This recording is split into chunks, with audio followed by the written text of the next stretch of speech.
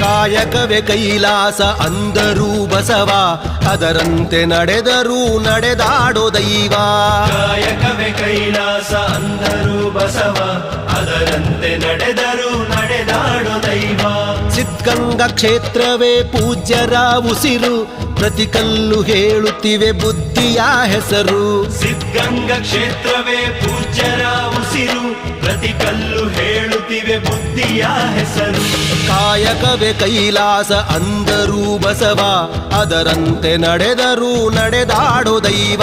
ಕಾಯಕವೇ ಕೈಲಾಸ ಅಂದರೂ ಬಸವ, ಅದರಂತೆ ನಡೆದರೂ ನಡೆದಾಡೋ ದೈವ.